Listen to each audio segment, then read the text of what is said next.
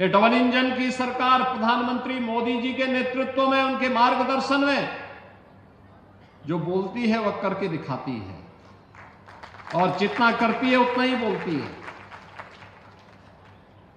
हम लोगों ने कहा था ना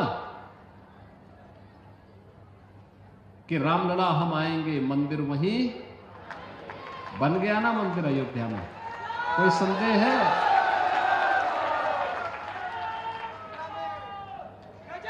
कोई संदेह है? और हम आज फिर इस बात को कह रहे हैं कि कयामत के दिन तक भी कभी, कयामत का दिन तो कभी आना ही नहीं है, और इसलिए बाबरी ढांचे का पुनर्निर्माण कभी होना ही नहीं है।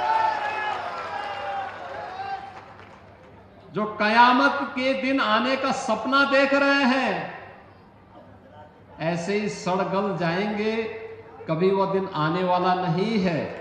और उनके सपनों को ऐसे ही हम अपनी विरासत को सम्मान देते हुए, भारत की गौरवशाली परंपरा को, सनातन धर्म की इस परंपरा को, जैसे प्रधानमंत्री जी ने 25 नवंबर को अयोध्या धाम में आकर के सनातन के प्रतीक श्री राम मंदिर में भव्य केसरिया ध्वज का आरोहण किया था, ये केसरिया ध्वज हमेशा ही भारत के इस गौरव को, सनातन के इस गौरव को आगे बढ़ाने का कार्य इसी मजबूती के साथ करेगा।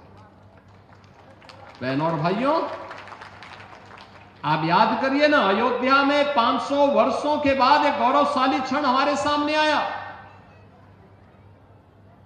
इन 500 वर्षों में अनेक राजा महाराजा आए, अनेक सरकारें आई होंगी। 1947 में भारत आजाद हुआ, 1952 में पहली चुनाव के बाद सरकारें बनी, लगातार हर चुनाव के बाद सरकारें बनती थी, फिर चुनाव होते थे, सरकारें बनती थी। अयोध्या में भगवान राम का, उनकी जन्मभूमि पर भव्य मंदिर के निर्माण का कार्य हो, आखिर ये उनके मन में क्यों नहीं आया? आज तो हर व्यक्ति कहता है कि साहब राम हमारे भी हैं। हमने कहा सभी के हैं, राम तो सबके हैं, भेद इसमें है ही नहीं। लेकिन कुछ लोग हैं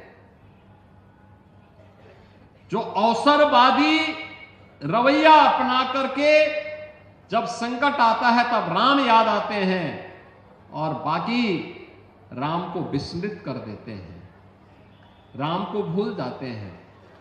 इसलिए भगवान राम भी अब उनको भूल चुके हैं। अब उनकी नैया कभी पार नहीं होनी है।